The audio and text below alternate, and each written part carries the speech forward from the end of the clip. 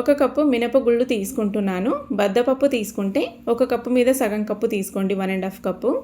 అరకప్పు నల్ల శనగలు, అదే కప్పుతోనే అరకప్పు సగ్గుబియ్యం వేసుకుంటున్నాను. అలాగే ఒక 3 కప్పుల రేషన్ బియ్యం అయితే తీసుకుంటున్నా. నేను ఎప్పుడు రేషన్ బియ్యమే వాడతాను. రేషన్ బియ్యం వేసుకుంటేనే సాఫ్ట్గా అండ్ టేస్టీగా వస్తాయి రెసిపీస్ అనేవి. మీరు నార్మల్గా ఏ రైస్ వాడుతుంటారో అవే వేసుకోవచ్చు. ఇప్పుడు ఇందులోనే అర టీ స్పూన్ నుంచి 1 టీ స్పూన్ దాకా మెంతులు అయితే వేసుకుందాం. మెంతులు ఆరోగ్యానికి చాలా మంచివి. హెయిర్ ఫాల్ కంట్రోల్ అవ్వడానికి అండ్ రెసిపీ కూడా టేస్టీగా రావడానికి చాలా బాగా హెల్ప్ అవుతుంది. పిండి కూడా జిగురుగా రావడానికి. నచ్చితే వేసుకోవచ్చు, మాకు నచ్చదు అంటే స్కిప్ చేసేయచ్చు, కానీ వేసుకుంటే చాలా మంచి బెనిఫిట్స్ అయితే ఉన్నాయి. ఇప్పుడు ఇందులోకి నీళ్లు వేసేసుకొని 1కి 2 సార్లు ఇలా బాగా చేతితో ఆడించుకుంటూ కడుక్కోవాలి. ఇది ఒక్క పిండి ప్రిపేర్ చేసుకున్నారంటే నేను ఇక్కడ చూపించిన ఇంగ్రీడియంట్స్ వేసుకొని వారానికి సరిపడా 2 వారాలకి సరిపడా రెసిపీస్ కూడా చేసుకోవచ్చు. వెరైటీగా డిఫరెంట్గా చేసుకోవచ్చు. మీకు కావాలంటే కూడా కామెంట్ చేయండి. నేనైతే ఈ వీడియోలో వీలైనంత వరకు ఒక 6-7 రకాల రెసిపీస్ అయితే చూపించాను. ఇలా నీళ్ళు వేసుకొని బాగా కడుక్కున్న తర్వాత మళ్ళీ ఫ్రెష్గా మంచినీళ్ళు వేసేసుకొని నానబెట్టుకోవాలి.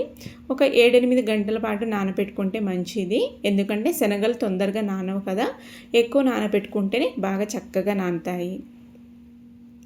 7-8 గంటల తర్వాత చూస్తే మనకి శనగలు, మినపప్పు కానీ అంటే మినపగుళ్ళు, సగ్గుబియ్యం, బియ్యము అన్నీ చక్కగా నానిపోయినాయి చూడండి. ఇప్పుడు మిక్సీ జార్ తీసుకొని మిక్సీ పడుతున్నాను నేను. మీ దగ్గర గ్రైండర్ ఉంటే గ్రైండర్లో కూడా వేసుకోవచ్చు. మిక్సీలో వేసుకున్న పిండితో కూడా చాలా చక్కగా ఇడ్లీలు కానీ దోశలు చాలా చక్కగా అయితే వస్తాయి. కానీ మనం పిండి రుబ్బుకునే దాంతోనే ఉంటుంది. కన్సిస్టెన్సీ చూసి నీళ్లు వేసుకొని బ్యాటర్ని బాగా స్మూత్గా క్రీమ్ లాగా వచ్చేలాగా మిక్సీ పట్టుకోవాలి. బరకగా ఉండేలాగా చేసుకుంటే మనకి రెసిపీస్ అనేవి టేస్ట్ చక్కగా రాదు, అలాగే చక్కగా కుదరవు అన్నట్టు.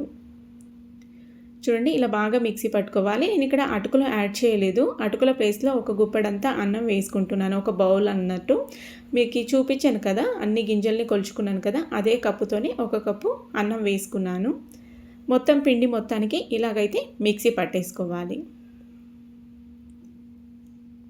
ఇలాగే పిండి మొత్తం మిక్సీ పట్టుకోవాలి. మీకు ఇడ్లీలు ఇదే పిండితోనే ఇడ్లీలు కూడా చేసుకోవాలి అని ఉంటే కనుక మీకు పిండి కన్సిస్టెన్సీ అనేది లూజ్గా ఉండేలాగా చూసుకోవద్దు. కన్సిస్టెన్సీ బాగా గట్టిగా చేసుకుంటేనే ఇదే పిండితోనే మనకి రకరకాలుగా రెసిపీస్ అయితే చేసుకోవచ్చు. లూజ్గా కావాలి కన్సిస్టెన్సీ అనుకుంటే కనుక నీళ్లు వేసుకొని చేసుకోవచ్చు. కానీ కన్సిస్టెన్సీ గట్టిగా కావాలనుకుంటే మళ్ళీ వేరే పిండిలు, రవ్వ ఇలాంటివి యాడ్ చేయాల్సి వస్తుంది.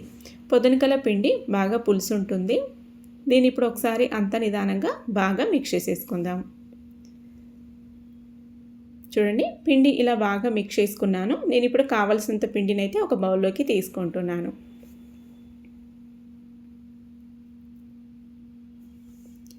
ఇలా కావాల్సినంత పిండి తీసేసుకొని అందులో రుచికి సరిపడా ఉప్పు వేసి బాగా మిక్స్ చేసుకుందాం. కన్సిస్టెన్సీ అయితే నేను ప్రిపేర్ చేసుకునే రెసిపీస్కి కరెక్ట్గా ఉంది.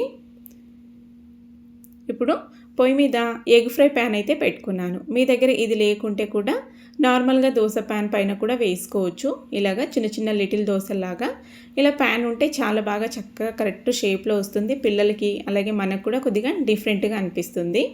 పైన ప్యాన్కి నేను నూనె అయితే రాసాను. పైన ఇలాగా బ్యాటర్ వేసి కొన్ని నువ్వులు అండ్ అలాగే పల్లీల మసాలా పొడి అయితే వేసాను. ఇడ్లీ పొడి ఉంటుంది కదా, ఇడ్లీ కారం పొడి అదైనా వేసుకోవచ్చు, పల్లీల కారం పొడి అయినా వేసుకోవచ్చు. ఇలా వేసుకొని 2-3 నిమిషాల పాటు మీడియం ఫ్లేమ్లో కాల్చుకొని రెండో సైడ్కి టర్న్ చేసుకోవాలి. బన్ దోశలాగా చాలా బాగా సాఫ్ట్గా ఉంటాయండి. మరి బన్ దోశలంతా మందంగా లేకుండా మనకి టిక్కీస్ వస్తాయి కదా, అలాగైతే వస్తాయి. ఇలా రెండో సైడ్ కూడా టర్న్ చేసుకున్న తర్వాత ఇలా కొంచెం నూనెని బ్రష్ చేసేసి మూత క్లోజ్ చేసి అటు సైడ్ కూడా చక్కగా మంచిగా ఒక 2-3 నిమిషాల పాటు కాల్చుకున్నారంటే చూడండి రెసిపీ అయితే రెడీ అయిపోతుంది. వేడిగా సూపర్ ఉంటుంది టేస్ట్ అయితే. పిల్లలు కూడా డిఫరెంట్గా చాలా బాగా నచ్చుతుంది. ఇప్పుడు అదే ప్యాన్లోనే ఇంకొక రకంగా చేసుకుందాం.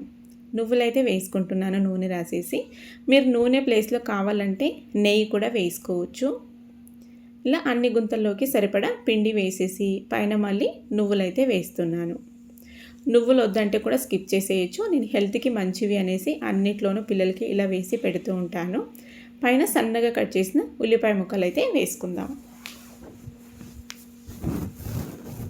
అలాగే పల్లీల మసాలా పొడి కూడా వేసి మూత క్లోజ్ చేసి ఇటు సైడు ఒక 2-3 నిమిషాలు కాల్చుకున్నామంటే మీడియం ఫ్లేమ్లో చక్కగా మంచి కలర్ అయితే వస్తుంది. ఇప్పుడు అటు సైడ్ కూడా టర్న్ చేసి కాల్చేసుకుందాం.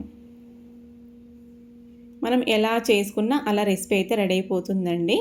ఎప్పుడు ఒకేలాగా తిని బోరు కొట్టి చిరాకు కూడా వచ్చేస్తుంది. ఎప్పుడు దోశ, ఇడ్లీ, గుంత పొంగలు ఇలా కాకుండా అప్పుడప్పుడు ఇలా డిఫరెంట్గా చేసి పెట్టండి. ఇలా ప్యాన్ లేదు అనుకుంటే కూడా ఏం పర్లేదు. మనము దోశ ప్యాన్ పైన కూడా చిన్నగా లిటిల్ దోశలాగా కూడా వేసుకోవచ్చు. నేనైతే ఇది ప్యాన్ లేనప్పుడు పిల్లలకి స్కూల్కి స్నాక్స్ బాక్స్కి అలాగే చేసి పెట్టేదాన్ని. అందుకే నేనైతే ఈ ప్యాన్ అయితే తీసుకున్నాను. మీకు దీని లింక్ కావాలి అనుకుంటే కూడా కామెంట్ చేయండి. అండ్ నేను ప్రోడక్ట్ అయితే ట్యాగ్ చేస్తాను మన వీడియోస్ కింద. నేను ఇక్కడ యూజ్ చేసే ప్రోడక్ట్స్ మీకు ఏమైనా నచ్చినవి తీసుకోవాలి అనుకుంటే కూడా ట్యాగ్ చేస్తాను. మీరు అక్కడికి వెళ్ళి క్లిక్ చేస్తారంటే ఓపెన్ అయితే నచ్చినవి తీసుకోవచ్చు.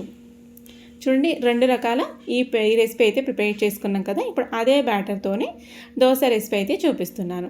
క్రిస్పీ దోశ అయితే చూద్దాం. ఫస్ట్గా ఇలా పెనము నార్మల్ హీట్ ఉండాలి, ఫ్లేమ్ కూడా సిమ్లో ఉండాలి. అప్పుడు మనం బ్యాటర్ వేసుకొని పల్చగా స్ప్రెడ్ చేసుకోవాలి. పెనం మరీ చల్లగా ఉన్నప్పుడు వేయొద్దు. పెనం అనేది మీడియం హీట్ ఉన్నప్పుడు వేసుకోవాలి. ఇలా నేనైతే పల్లీల మసాలా పొడి అండి, ఈ కారం పొడి అయితే వేసుకుంటాను. మాకైతే ఇంట్లో ఉంటుంది. టేస్ట్ చాలా బాగా వస్తుంది అండ్ మంచి కలర్ కూడా వస్తుంది ఇది వేసుకోవడం వల్ల. ఇలా వేసుకొని నచ్చితే నెయ్యి లేదంటే నూనె వేసేసుకొని సైడ్లకి ఇలా పెనాన్ని అడ్జస్ట్ చేసుకుంటూ మంచిగా కలర్ వచ్చేలాగా కాల్చుకోవాలి.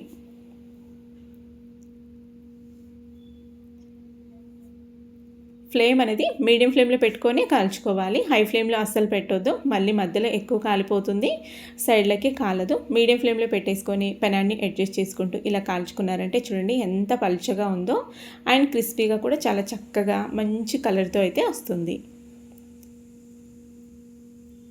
దీన్ని ఇప్పుడు మనము ఈ క్రిస్పీ దోశని ఒకే సైడ్ కాల్చుకోవాలి, రెండో సైడ్ కాల్చుకునే అవసరం ఏమి ఉండదు. ఇప్పుడు దీనైతే ప్లేట్లోకి సర్వ్ చేసేసుకుందాం.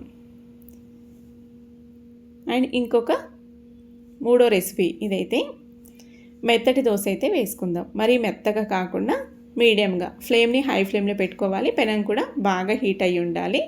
గరిటె పిండి వేసుకొని బాగా స్ప్రెడ్ చేసి నేను ఇక్కడ పైన ఉల్లిపాయ ముక్కలు అయితే వేసుకుంటున్నాను. నచ్చిన వెజిటేబుల్స్ వేసుకోవచ్చండి. అలాగే పల్లీల మసాలా పొడి అయితే వేస్తున్నాను.